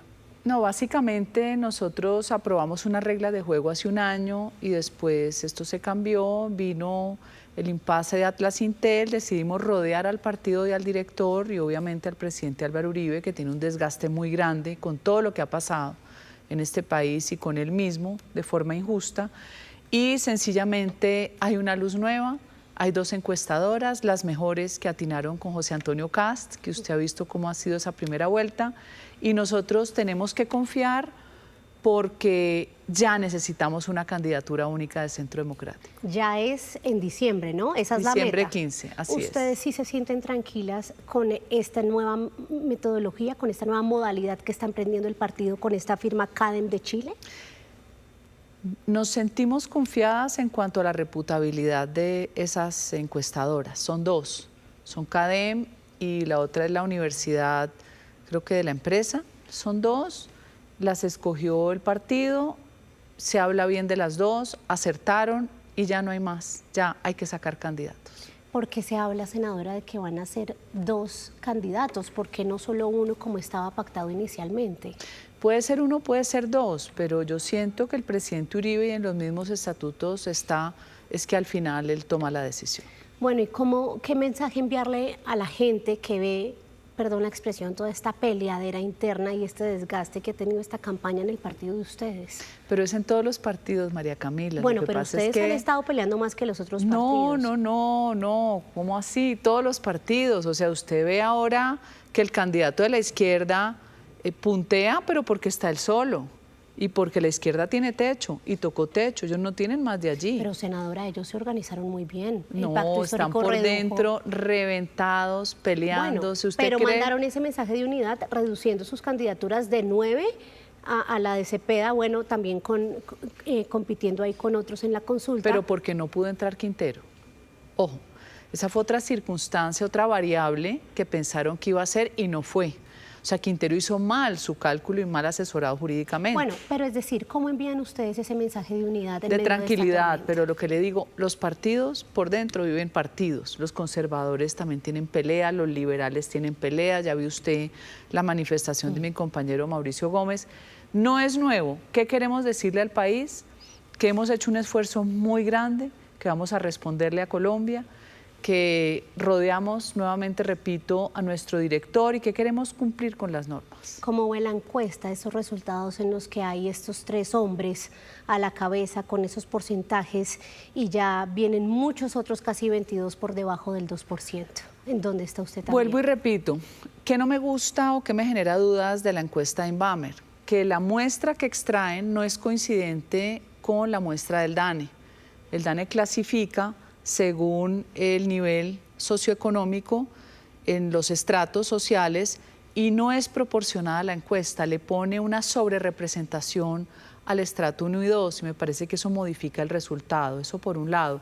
Por otro lado, no es consistente en que se diga que va ganando Cepeda, candidato único, techo de la izquierda, y por el otro lado el 37% de los colombianos se dicen de derecha. Entonces hay mucho camino por recorrer y espérese cuando tengamos candidatura única del Centro Democrático. Bueno, y analizando ese resultado políticamente, pues el candidato que más tiene coincidencias con usted a nivel ideológico de ahí es de las Aspriella. ¿Cómo va el análisis de esas posibles alianzas con él? Lo vimos incluso usted publicando esa imagen de una mujer, de una leona al lado del tigre. Pero la leona manda. ¿Usted es la leona? O sea, es decir, ¿eso ya se está pensando? No, nosotros, como te repito, queríamos era que avanzara el mecanismo. Ya avanzando, nosotros tenemos un partido fuerte que va a volver a ser el partido mayoritario. Vamos a tener otra vez 50, 52 curules como las tuvimos antes. Entonces, yo lo único que le pido al público es que el miedo es el peor consejero, que todo esto se va a decantar, que es un proceso donde se define en la fecha más importante, que es la consulta de marzo, a voto limpio. A voto limpio, hablemos de eso que usted menciona. Cuando usted menciona el miedo, senadora, uno piensa en la que es la preocupación mayor de los colombianos, que es la inseguridad. Usted tiene un plan ya programático para combatir esa que es la mayor dolencia del país. ¿Cuál es su propuesta? Claro, la propuesta número 1, volver a alinearnos con lo que yo llamo el eje del bien. Ahora estamos con el eje del mal. Restablecer las relaciones con Israel, todo el apoyo tecnológico y operacional con la fuerza pública, las relaciones con Estados Unidos. Yo he sido trumpista desde el 2015, cuando me crucificaban por serlo. Igual fui mileísta y me crucificaron por serlo. Ahora va a ganar mi amigo José Antonio Cast. Esto se mueve bien. En Bolivia gana otro amigo que es Paz y está ganando en Honduras Tito. O sea, vuelve el péndulo a la seguridad y al orden, vuelve en péndulo a la libertad. Entonces, todo esto que se mueve se va a mover también en Colombia. Hoy lo que anticipan las encuestadoras genera terror y yo le digo al público, no. El colombiano entiende que volver al camino del orden, de la disciplina, del derecho a tener un trabajo, del poder vivir mejor, es la decisión que se va a tomar en el 2026. Y también ustedes han podido escuchar a mucha gente en esos foros que han hecho del partido, que los hacen cada fin de semana, además de la seguridad. Senadora, ¿en qué se deben enfocar quienes aspiran? ¿En qué se está enfocando usted, que aspira a la presidencia, para dar una respuesta positiva a los ciudadanos? Son 3 puntos. Seguridad, que es una obligación y un mandato constitucional que ningún acuerdo de paz puede poner en tela de juicio. Una paz total, que yo la llamo paz cocal, terminó dejando a los ciudadanos 1.000 muertos en 236 masacres. Reclutamiento disparado, más de 400 niñitos reclutados. Si usted ve la proporción de los años anteriores, la paz cocal se volvió la destrucción de la capacidad de supervivencia de Colombia. Por un lado eso. Segundo, la salud. 1.500 pacientes de enfermedades huérfanas muertos. Si la izquierda fuera quien estuviera en la oposición, ya hubieran señalado al gobierno de genocida y al ministro de Salud y a la exministra Corcho. El no pagar los medicamentos, el no responder con los tratamientos médicos convierte al Estado colombiano en cómplice. Vio el niñito de 3 años, 11 meses esperando una orden médica, teniendo decisiones judiciales. ¿Será que Petro quería tanto a los pobres que logró que ni siquiera tengan una medicina para poderse curar? Ahí nos mencionó entonces ustedes esos puntos. Falta corrupción. Le faltó el último, el tercero, ¿cuál es? Bueno, yo pregunto, llegaron a robar. Lo primero que nos enteramos fue de la unidad de gestión del riesgo, pero mire lo de hoy, robando a manos llenas. Razón tenía Olmedo López cuando hablaba del tal cónclave con el que compraron congresistas para pasar los proyectos del gobierno. Empobrecieron el país. Los muchachos del ICETEX, Estrato 1 y 2, se quedaron sin poder estudiar, pero había que darle plata a pagar por no matar. O sea, la inversión de valores se manifestó expresamente en un gobierno que destrozó el mérito. Aquí se premia la mediocridad, se premia el amiguismo, se premia el que esté ideológicamente inclinado con el gobierno y miren los resultados, fatales. Sí, y hay otro punto que pues se relaciona con todo lo que usted está diciendo y es las revelaciones que hemos hecho aquí en Noticias Caracol de cómo las disidencias estarían permeando ese nivel el más alto nivel de la inteligencia en Colombia. ¿Qué se puede hacer para combatir eso, senadora? Fumigar, erradicar. Nuevamente no podemos arrodillar el Estado colombiano por cuenta del Acuerdo de La Habana, por cuenta de Juan Manuel Santos y todos los que lo ayudaron en su momento, vendiendo humo. ¿Se acuerda cuando inventó Santos que se acabó la guerra? Sí, hay 800 grupos criminales. ¿Por qué? Porque se le prohibió al Estado colombiano usar la fuerza legítima. Se nos prohibió cuando está el mandato constitucional. La Constitución no está derogada por el Acuerdo de La Habana ni por la paz total. Erradicar, fumigar, ¿sabe cuánto dinero deja el narcotráfico hoy? 72 billones de pesos. ¿Saben cuánto es el presupuesto de la fuerza pública? 60. Tienen más los bandidos, compran generales, compran directores de inteligencia. Al final, ¿quién sufre? Toda la población a merced de una criminalidad que hoy cruza fronteras. Qué peligroso, y felicito a Caracol por esa investigación que reveló esos nexos macabros. Senadora, gracias. Nos quedan unos segundos y no la quiero dejar ir sin preguntarle. Usted ya nos planteó aquí sus cuestionamientos a la metodología de la encuesta, pero planteándole esa imagen, ¿a usted le gustaría ser fórmula vicepresidencial de Abelardo de la Espriella, que es algo que se comenta mucho en redes? Yo quiero usar el mecanismo de la democracia, que es el voto. Encuestas hay muchas y de muchos sabores. Seguidores en redes hay muchos y muchos likes. Saquen votos. Los veo en marzo. Es decir, directa a la consulta el 8 de marzo. Es María Fernanda Cabal, senadora y aspirante a la presidencia del Partido Centro Democrático. Gracias por acompañarnos aquí en el Radar de la Política. Gracias, María Camila. Estos son los sucesos que hacen noticia en el mundo a esta hora. Crecen las tensiones entre Estados Unidos y Venezuela tras la llamada entre Donald Trump y Nicolás Maduro. Hoy hay reunión de alto nivel en la Oficina Oval para definir las próximas acciones, mientras el Congreso estadounidense cuestiona los bombardeos en el Caribe. La relación entre Estados Unidos y Venezuela entra en una etapa decisiva. Esta tarde el presidente Donald Trump sostendrá una reunión para evaluar la estrategia de su gobierno frente a Venezuela. Una cita que podría definir los próximos pasos en medio del aumento de las tensiones militares y diplomáticas. Según trascendió, al encuentro habrían sido convocados el secretario de Guerra Pete Hegseth, el jefe del Estado Mayor Conjunto Dan Kane, el secretario de Estado Marco Rubio y altos asesores de seguridad nacional. La reunión se produce pocos días después de confirmarse que el mandatario estadounidense sostuvo una llamada directa con Nicolás Maduro. La respuesta es sí. No diría que salió bien ni mal. Fuentes familiarizadas con esa comunicación aseguran que la conversación incluyó un posible ultimátum para que Maduro considere una salida del poder, propuesta que el régimen habría rechazado tajantemente. Mientras tanto, los bombardeos ordenados por el secretario de Guerra contra presuntas narcolanchas en el Caribe han desatado críticas en el Congreso. Legisladores de ambos partidos respaldan investigaciones para aclarar si se violó el derecho internacional y si se ordenaron ataques sin sobrevivientes.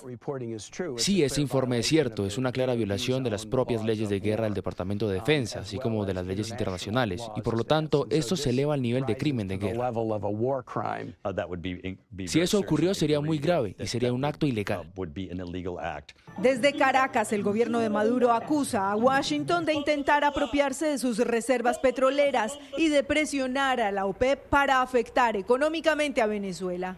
Venezuela se mantendrá firme en la defensa de sus recursos naturales, energéticos, y no sucumbirá a ningún tipo de chantaje o amenaza. En medio de esta escalada, la aerolínea Iberia confirmó que mantendrá suspendidas todas sus operaciones con Venezuela hasta el 31 de diciembre, a la espera de que se restablezcan las condiciones de seguridad en ese país.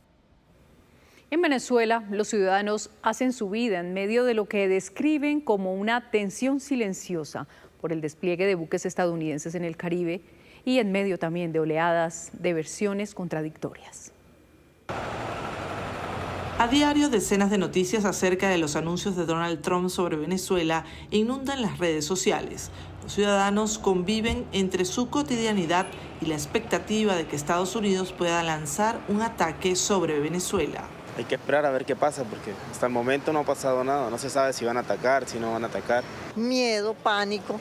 ¿Pero qué vamos a hacer? Pura amenaza y no hacer nada. Ante la situación, muchos señalan que quisieran abastecerse de alimentos, pero aseguran que el salario no les alcanza para ello. Los ingresos no te dan para comprar mercado, para tú guardar y almacenar, eso es mentira. Otros, sin embargo, consideran que nada pasará con Estados Unidos y continúan su jornada con tranquilidad. No, yo veo a la gente muy tranquila, de verdad. La psicóloga social Yorelis Acosta describe la percepción del estado de ánimo del venezolano. El estado emocional es de ambivalencia. Por un lado, expectativas positivas, tanto de cambio, de calma, de tranquilidad, pero también hay otros sentimientos de estrés crónico, por ejemplo, de mucha ansiedad. Según la firma encuestadora Datanálisis, el 54.5% de los ciudadanos está en desacuerdo con una intervención militar de Estados Unidos, frente a un 22.6% que se mostró a favor. Sin embargo, Nicolás Maduro apela a los datos de otra empresa, Interlace. Todas las encuestas, mediciones estadísticas de gran profesionalismo y contenido científico señalan que más del 94% de los venezolanos y venezolanas rechazan las amenazas de agresión militar. Entre tanto, un sondeo de la empresa YouGov arrojó que el 55% de los estadounidenses está en contra de usar la fuerza militar para invadir a Venezuela. El presidente de Ucrania, Volodymyr Zelensky, se reunió con su homólogo francés Emmanuel Macron y en remoto con otros líderes europeos.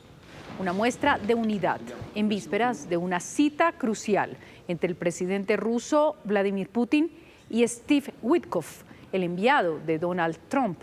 Antes de viajar a Rusia, Witkoff y altos funcionarios estadounidenses revisaron en Florida con el negociador ucraniano los avances en la propuesta de paz.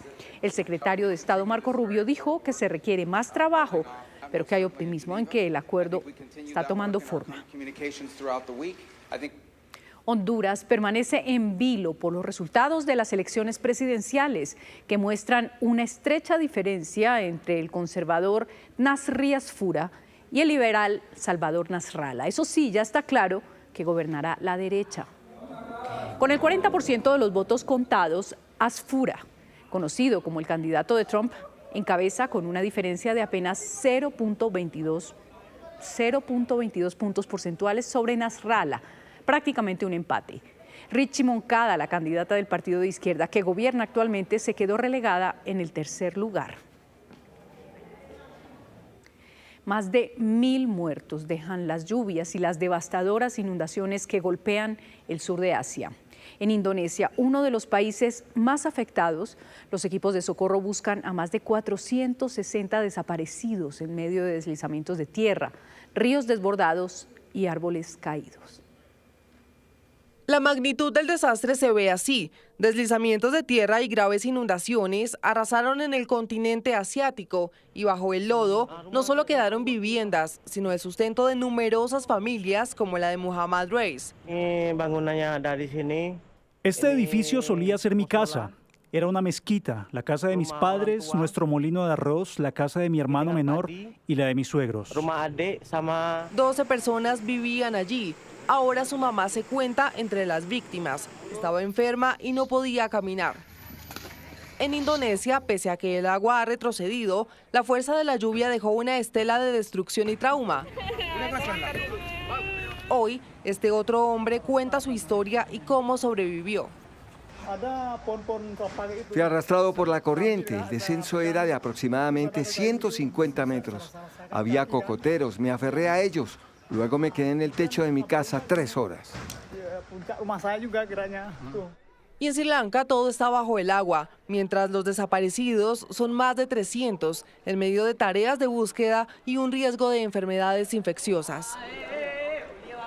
La fuerza de la naturaleza también se ha sentido en Tailandia, donde hay casi 200 muertos y 4 millones de afectados en 12 provincias.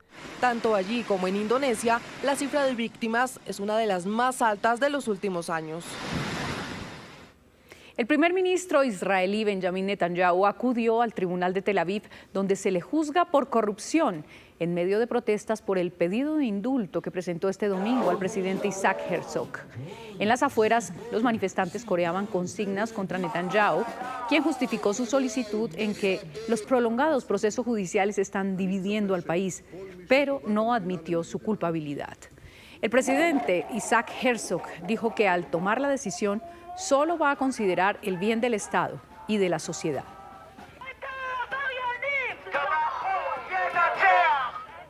Y como es 1 de diciembre, a partir de hoy los invitamos a un viaje navideño por las principales ciudades del mundo. Empezamos en el corazón de la Unión Europea. Disfruten las luces y el espíritu de la Navidad en Bruselas.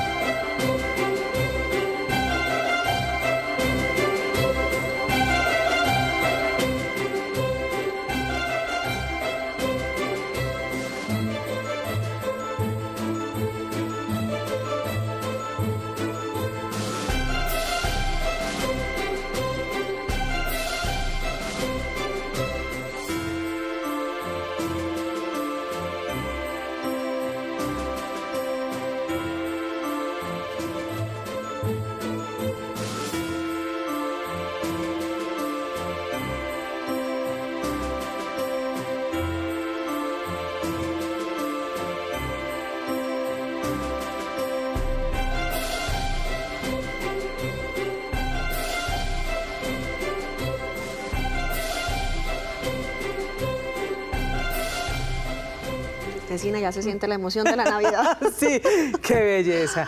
Videos de seguridad serán determinantes para identificar y llevar a la cárcel a los delincuentes que asaltaron una joyería en Bucaramanga. Al intendente de la policía asesinado cuando enfrentó a los atracadores, hoy le rindieron un sentido homenaje. Los ladrones llegaron a la joyería sobre las 2:04 de la tarde, al 4º piso del centro comercial, y desde ese momento quedaron grabados en esta cámara de seguridad. Los primeros en entrar al local fueron este hombre de gorra y la mujer vestida de uniforme azul, quienes preguntan por varias joyas mientras le dan tiempo al tercer delincuente para que ingrese al lugar.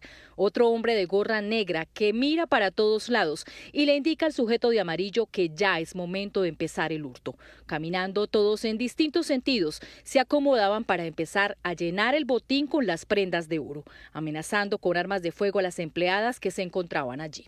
De las dos principales bandas que delinquen en Barranquilla, Atlántico, que se trasladaron hacia Bucaramanga con un soporte de algunos bandidos de nuestra ciudad, y fueron capturados 6. De acuerdo con la policía, desde hace 2 semanas habían recibido información sobre la llegada de una banda que planeaba un millonario robo en la ciudad, y una llamada a las 9 de la mañana permitió que la inteligencia de la institución estuviera alerta sobre el plan de los ladrones.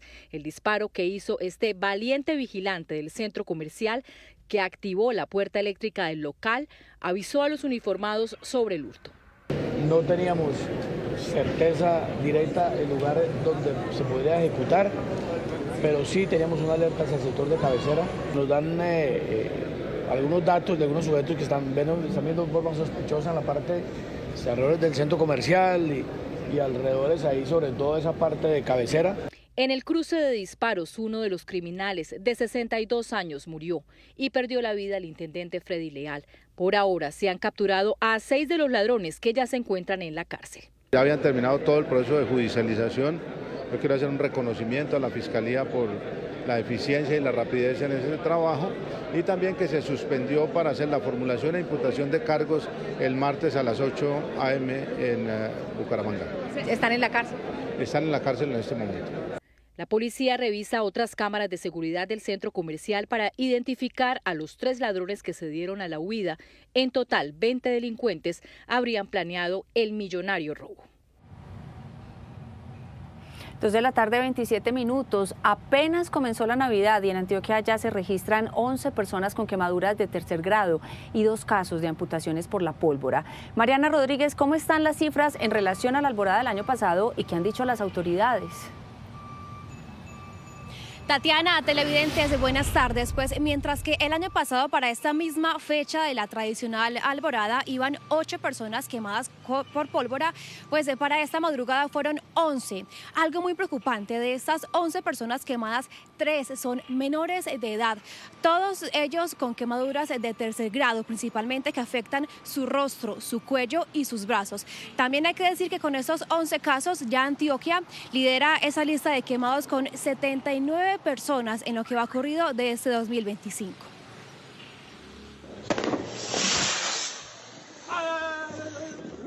Tal y como se veía venir, la madrugada del 1 de diciembre fue un dolor de cabeza para cientos de familias en la ciudad de Medellín.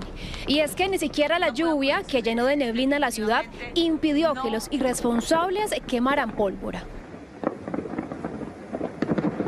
En la mal llamada alborada en Antioquia, 11 personas se quemaron con pólvora, 3 casos más que los registrados el año pasado en esta fecha. No entendemos por qué no se toma la conciencia del peligro que representa la manipulación de la pólvora. Toda la pólvora detonante es supremamente peligrosa y se trata precisamente de un llamado a la responsabilidad y a la conciencia. Del total de personas quemadas, 7 fueron en Medellín, 2 más en Nechí, 1 en Bello y 1 en Envigado. Dentro de los afectados hay 3 menores de edad de 15, 16 y 17 años con quemaduras de 3er grado en su rostro, manos, cuello y tronco. Definitivamente nos queda muy grande atender a las campañas en cuanto a sensibilizar a la cultura. Tenemos definitivamente que aprender a pensar en los otros. El rango de edad de los quemados va entre los 15 y 36 años. En Cali, donde también se lleva a cabo la tradicional alborada, se registraron las primeras víctimas de la pólvora. Anoche 10 personas terminaron con quemaduras en el Valle del Cauca. Alex Henao, buenas tardes. ¿Y cuál es el reporte oficial? Estefan, audiencia, saludo especial. El reporte entregado por la Secretaría de Salud de Cali da cuenta de 5 personas lesionadas por pólvora, entre estas 2 menores de edad. Hay que anotar que son hechos aislados a la reconocida Alborada. Algunos resultaron quemados en la quema de pólvora que realizaron en algunas de sus casas. En el Valle del Cauca también hay 5 quemados por pólvora, la misma cifra que el año 2024. No hay menores de edad. Estos casos se registraron en Buga, Tuluá y Jamundí. Y hay un dato adicional, 51 animalitos que también resultaron afectados por la quema de pólvora, uno de ellos atropellado, afortunadamente con vida. Nuevamente las recomendaciones: el uso de pólvora debe estar en manos de expertos, de adultos expertos, y nunca los menores de edad deben estar inmiscuidos en la quema de pólvora. 2:31 de la tarde, ahora vamos a ir a Corferias, donde en el marco de Expodefensa, tanto el gobierno como la empresa Saab hicieron aclaraciones sobre la compra de los aviones Gripen. Luis Eduardo Maldonado, ¿cuáles fueron esas precisiones? Varias precisiones en 2 escenarios. Primero, en un comunicado, la empresa Saab, fabricante de estas aeronaves, de aviones de combate, los Gripen, ha dicho que no se presentó ningún hecho de corrupción, que no hubo pago de comisiones en la millonaria comisión para adquirir las 17 aeronaves. Y luego acá en Corferias, en esta feria precisamente donde se muestra la aeronave, los Gripen, ha dicho el director ejecutivo de la firma que es falso que la primera dama, Verónica Alcocer, haya tenido que ver algo en la millonaria negociación. Quiero ser enfáticamente claro ante todos los medios aquí presentes. La primera dama jamás ha sido parte del proceso, como tampoco las previas primeras damas. Y tienen ante ustedes un hombre que ha sido personalmente parte del proceso por los últimos 10 a 12 años. Y para ser enfáticamente aún más claro, la primera dama no ha sido parte del proceso ni antes, ni durante, ni después. Y la otra aclaración la ha hecho el ministro de la Defensa, Pedro Sánchez.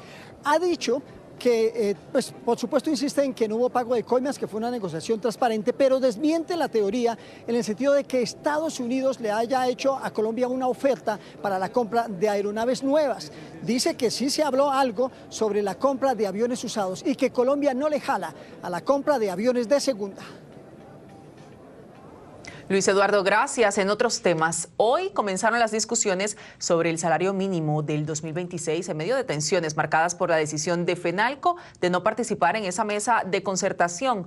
María Fernanda Tarazona, ¿cuáles fueron las razones y qué más ocurrió en este primer encuentro?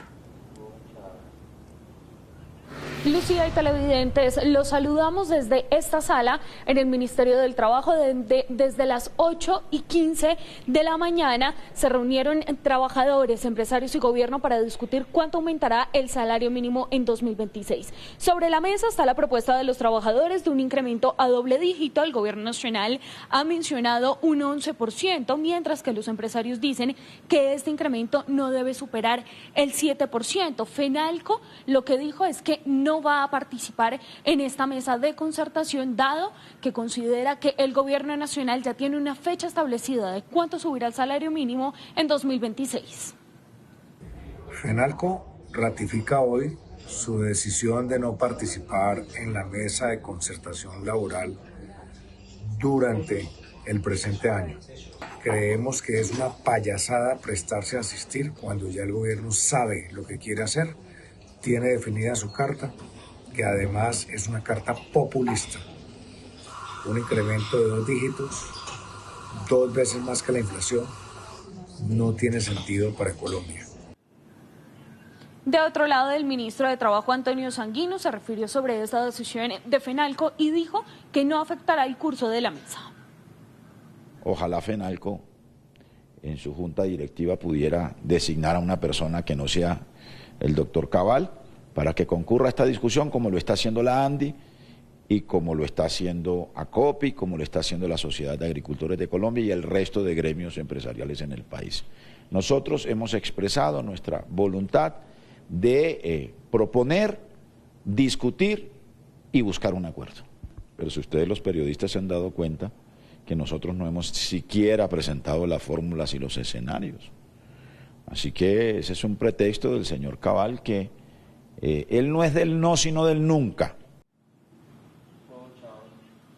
El próximo viernes, desde las 8 de la mañana, se tendrá una nueva reunión entre empresarios, trabajadores y el gobierno nacional sobre cuánto subirá este salario mínimo en 2026. Recordemos algunas de las cifras de las que se han hablado. El gobierno habla de un 11%, los trabajadores dicen que debe incrementar desde un 10 hasta un 15%, mientras que en el caso de los empresarios lo que dicen es que esta cifra de incremento del salario mínimo no debe superar el 7%. Gracias, María Fernanda. 2 de la tarde, 35 minutos. En otros temas, hoy el mundo entero vestido de rojo se une en el Día de Lucha contra el VIH.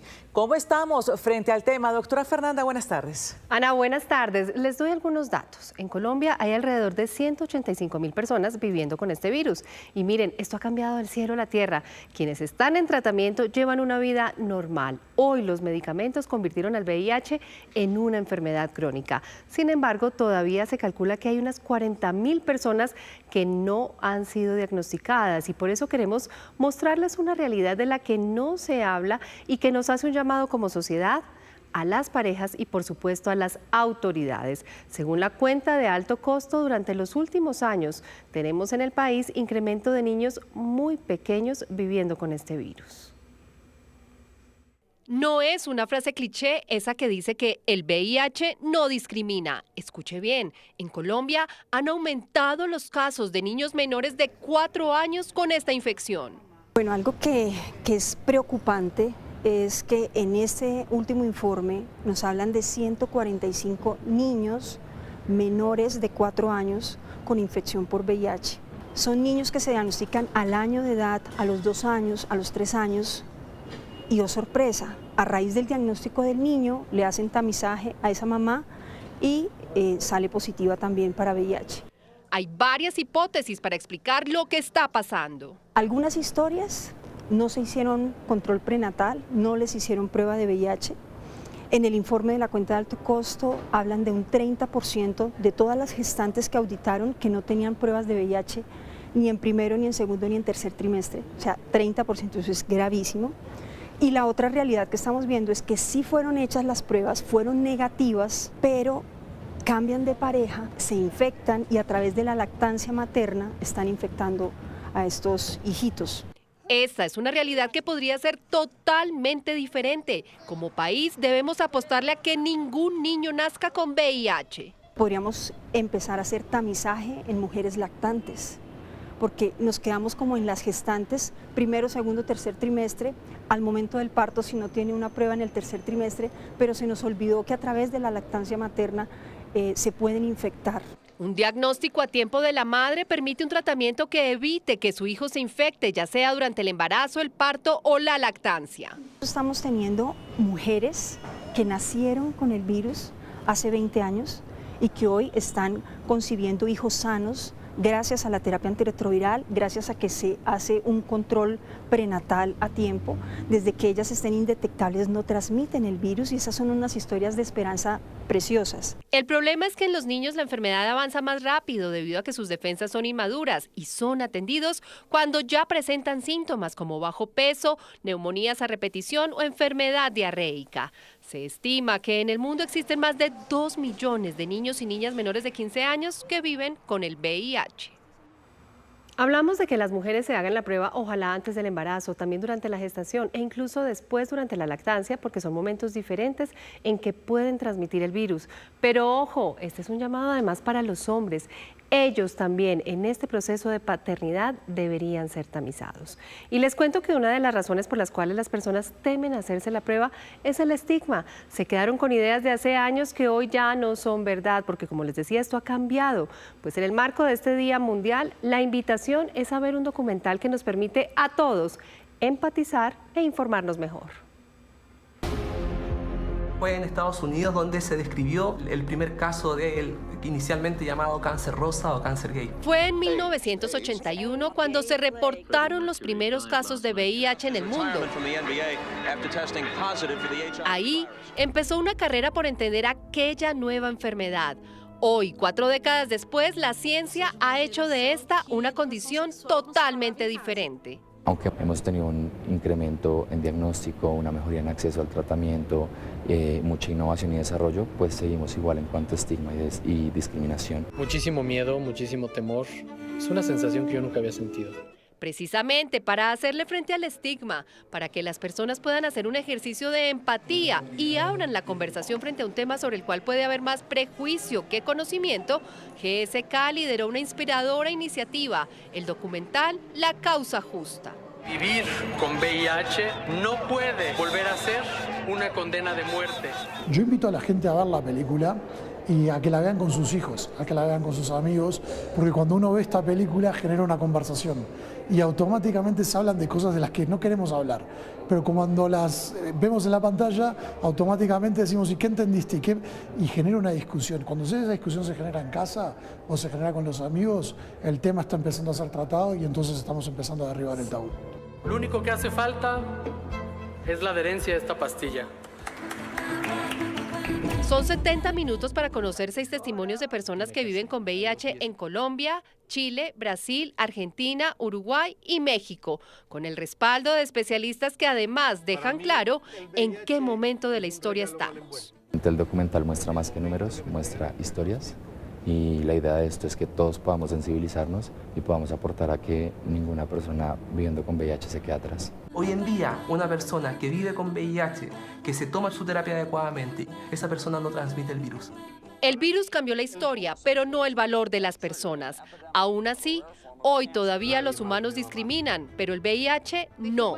Por eso es tarea de cada uno estar mejor informado y entender que esta puede ser la realidad de cualquier persona, sin importar su género, edad, raza, religión o clase social. El documental se puede ver gratis en www.juntosparacuidarte.com.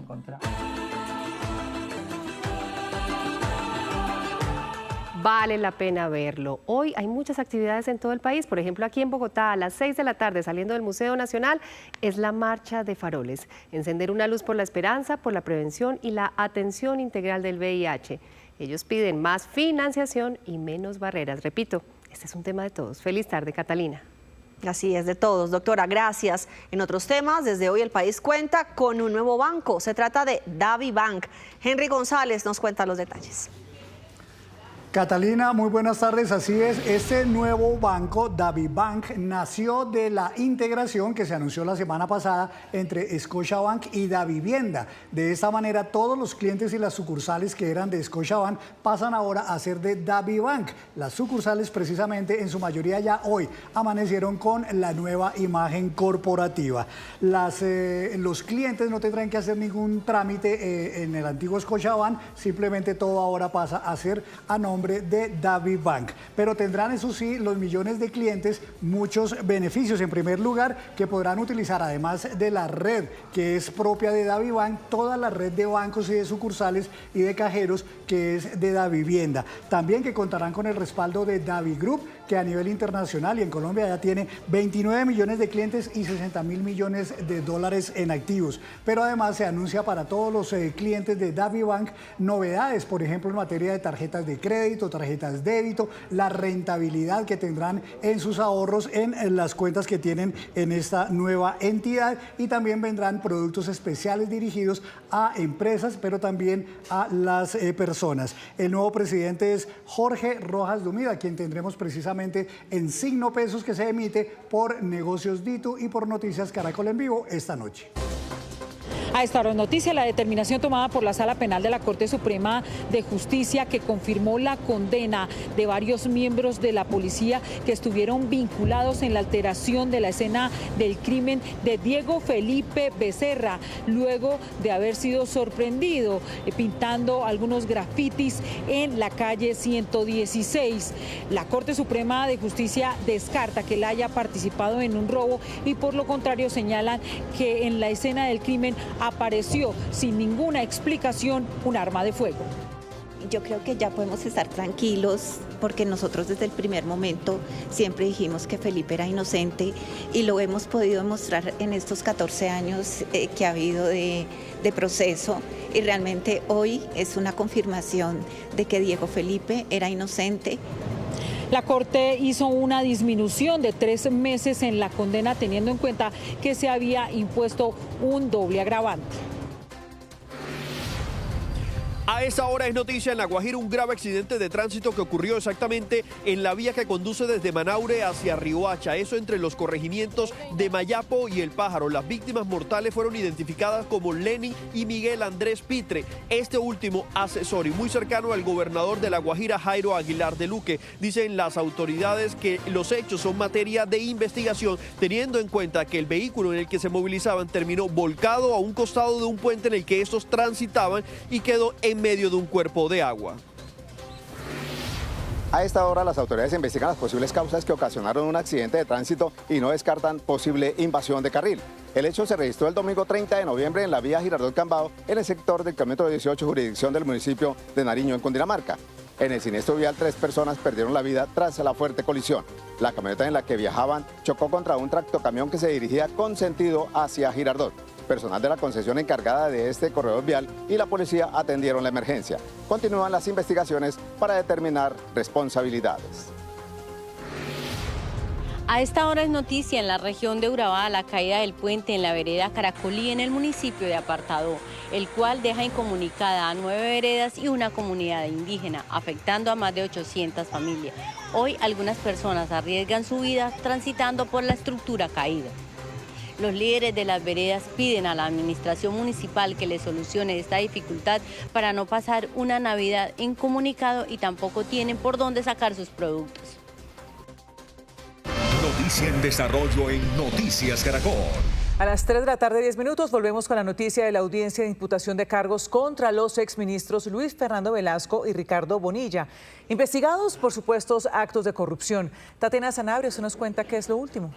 Así es, mire, los exministros se declaran inocentes de los 3 delitos que le fueron imputados por la Fiscalía. Estamos hablando de concierto para delinquir agravado, interés indebido en la celebración de contratos y cohecho por dar u ofrecer. Una vez se dio esta declaración por parte de los 2 exfuncionarios, el exministro de Hacienda aseguró y le dijo a la magistrada del Tribunal Superior de Bogotá que es inconcebible que se le indulguen de estos delitos, teniendo en cuenta que tiene una hoja de vida impecable, que ha trabajado más de 50 años en el sector público. También el exministro de Interior se pronunció. Escuchemos.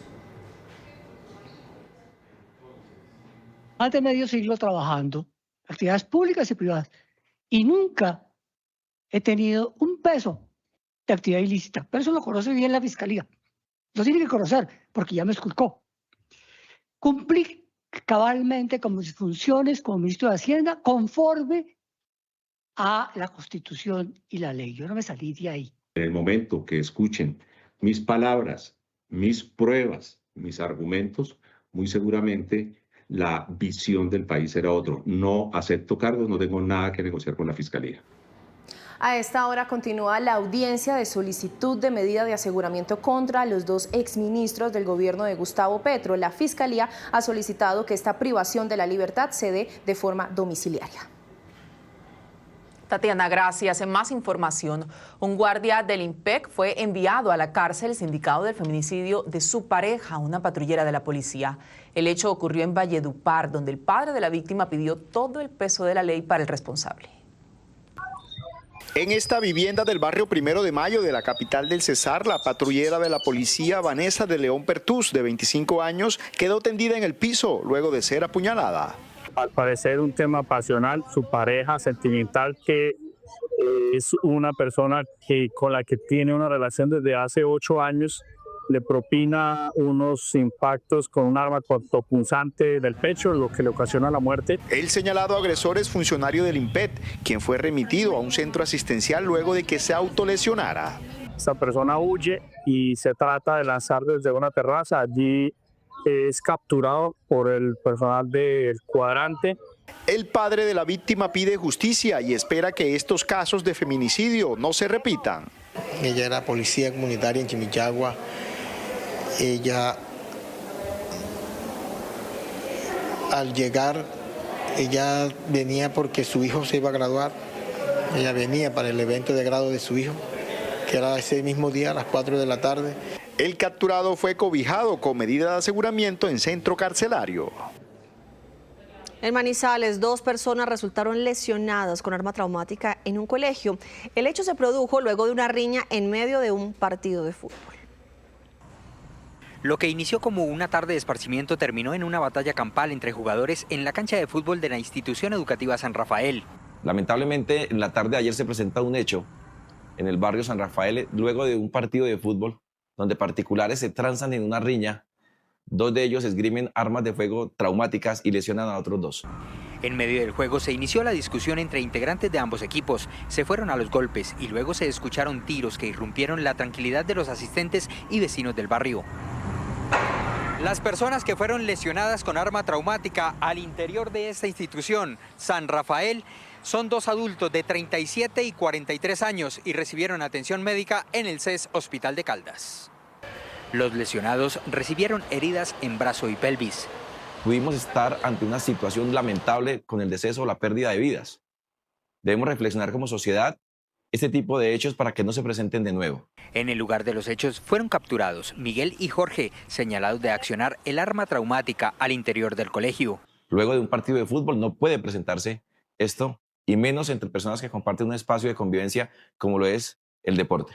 A los capturados les fueron incautados 7 cartuchos y esta arma traumática y fueron puestos a disposición de la autoridad competente por el delito de lesiones personales. La policía desmanteló un taller clandestino con explosivos y partes de fusil en un apartamento en el norte de Bogotá. Los investigadores descubrieron el sitio gracias a una alerta de Estados Unidos. En este apartamento, ubicado en el 3er piso de un edificio en el barrio Masurén, norte de Bogotá, la policía encontró lo que para ellos sería un taller clandestino dedicado a la modificación de pistolas y fusiles. En una de las habitaciones, las autoridades encontraron partes y accesorios de fusiles, pistolas 9 milímetros, vainillas, proyectiles, cartuchos y hasta pólvora, lo que representa un inminente peligro para los habitantes del conjunto residencial. El inmueble pertenece a una persona propietaria de un club de tiro, quien trabaja hace más de 15 años en este gremio y al parecer este ciudadano utilizaba sus permisos, experiencia y empresas de fachada para ingresar ilegalmente armas y partes de las mismas desde Estados Unidos. La policía explicó que llegó hasta este sitio tras una alerta emitida por la Agencia de Investigaciones de Seguridad Nacional de los Estados Unidos, HSI, donde días antes fue hallado un armamento encaletado en equipos de tecnología. Por ahora el operativo no deja personas capturadas. La policía explicó que investigan si las armas que llegaban al país y que posteriormente eran modificadas en el taller terminaban en manos de las disidencias de las FARC o el Clan del Golfo. En otros temas, Medellín celebra el cumpleaños número 30 del sistema metro de la ciudad. En medio de un evento muy simbólico se exaltó el trabajo de esta empresa y se hicieron anuncios para su sostenimiento en el tiempo. Mariana Rodríguez, usted nos cuenta de qué se trata. Adelante. Varios anuncios para esta empresa antioqueña. El primero y más importante será la ampliación en un 18% de la capacidad del sistema metro de Medellín con la entrada en funcionamiento de nuevos 13 trenes que llegarán a partir del año 2027. La segunda tiene que ver con una réplica del sistema metro, pero a modo de ferrocarril adaptado acá en el departamento de Antioquia, que conecte no solamente el área metropolitana, sino a varias subregiones de este departamento. Vamos, primero que todo, a convertir en realidad la expansión, la ampliación de la capacidad con más trenes, 39 coches, son 13 trenes que van a ser ensamblados en Antioquia, 13 trenes que han sido financiados con la Alcaldía de Medellín, la Gobernación de Antioquia, quien ha hecho un esfuerzo muy importante para el señor gobernador financiar con más de 192.000 millones, cofinanciar esta compra de trenes. Estamos comprometidos para llegar de Caldas a Bello, de Bello a Puerto Berrío. Las vigencias futuras que llevaremos a la Asamblea le devolverán el ferrocarril a Antioquia y esa será la cereza de este pastel en la conmemoración de los 30 años de un anhelo que lo hicimos realidad pese a tantas dificultades. Hay que resaltar que el ensamble de estos 13 trenes nuevos serán acá, en el departamento de Antioquia, en los talleres del metro, ubicado en el municipio de Bello, al norte del Valle de Aburrá. Una inversión cercana a los 600.000 millones de pesos. Mariana, gracias. La temporada de fin de año ya se vive en Boyacá y por esto una de las atracciones más importantes del departamento hizo un anuncio para los turistas. Se trata de Playa Blanca en el lago de Tota. El mar interior de Colombia ahora tiene sus puertas abiertas durante todos los días de la semana. Con la llegada de diciembre, Corpo Boyacá tomó esta decisión para que los turistas lleguen a visitar Playa Blanca sin ningún problema. Es un paisaje muy tranquilo, muy natural, se respira aire fresco. Sirve para desconectarse uno de la ciudad. Quisimos hacer la apertura todos los días, de lunes a domingo, en 4 horarios.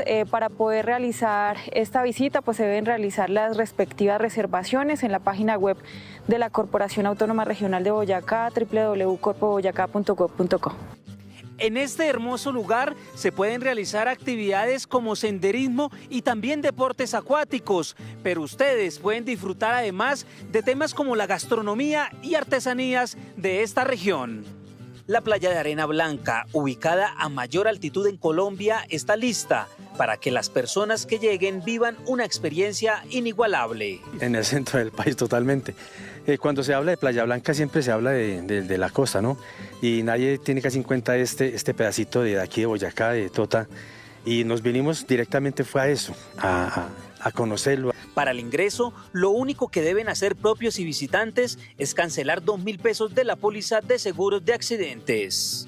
Y allí vamos a tener una guía en el sendero siempre, en donde nos van a estar contando cada uno de los hitos importantes alrededor del lago de Tota. Con la iniciativa, además se busca que las personas descubran que renovar también significa valorar, reconocer la riqueza del territorio, apoyar a las comunidades locales y dejarse sorprender por sus sabores, su arte y su historia. Para nosotros es una oportunidad de trabajo, porque así se mueve la economía de todos los visitantes también. Y es impresionante ver que el lago es tan gigante que uno se lo imagina así, pero no.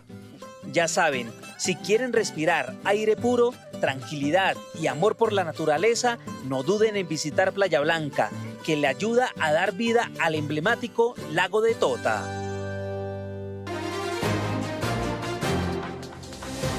Mucha atención, la portavoz de la Casa Blanca confirmó que el presidente Donald Trump ya está reunido con su gabinete de seguridad en la oficina oval para abordar, entre otros temas, la crisis con Venezuela. Caroline Leavitt se refirió además a la polémica por la orden de bombardear por segunda vez una embarcación en el Mar Caribe para no dejar sobrevivientes.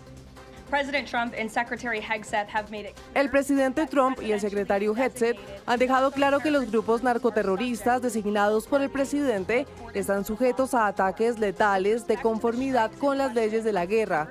Con respecto a los ataques en cuestión, el 2 de septiembre el secretario Hegseth autorizó al almirante Bradley a llevar a cabo estos ataques cinéticos. El almirante Bradley actuó con acierto dentro de sus atribuciones y de acuerdo con la ley que rige la operación para garantizar la destrucción del barco y la eliminación de la amenaza a Estados Unidos. En Córdoba, un joven emprendedor transformó una crisis en oportunidad y a través de su empresa de Marañón, hoy genera empleo digno para madres cabeza de hogar y víctimas del conflicto armado. Hola, mi nombre es Hernán Velázquez y esta es mi historia. La pandemia marcó un antes y un después en la vida de Hernán, quien decidió que la crisis sería su oportunidad para cambiar vidas. Nosotros somos un equipo con ganas de generar un cambio, por eso decidimos crear Su Fruta, con el fin de crear oportunidades dignas en campo. Hernán, ¿cuál fue el momento en el que decidió que quería trabajar con víctimas del conflicto armado? Porque queremos brindarle oportunidades justas a personas, específicamente mujeres y campesinos, que lastimosamente en campo no tienen oportunidades laborales justas. Y por eso necesitamos crear la diferencia. Vemos muchas madres, cabeza de hogar, víctimas del conflicto armado, que no tenemos la oportunidad de trabajar. Y gracias a esta empresa se ha dado la oportunidad. Porque al apostarle a las mujeres, a los campesinos, a los jóvenes, estamos construyendo país. El esfuerzo de Hernán no solo cambió vidas localmente, sus productos trascienden fronteras, llevando la diversidad del campo colombiano al mundo. Nosotros tenemos unos clientes que se encuentran en Francia, específicamente Lyon, y también tenemos clientes como panaderías en Denver, Colorado. También tenemos una lista de clientes interesante en el territorio nacional que se encuentran como tiendas saludables. Este emprendimiento, que vende al año unas 13.000 unidades, beneficia alrededor de 50 familias del departamento de Córdoba. Por eso Hernán Velázquez, su gestor, es un colombiano que hace historia.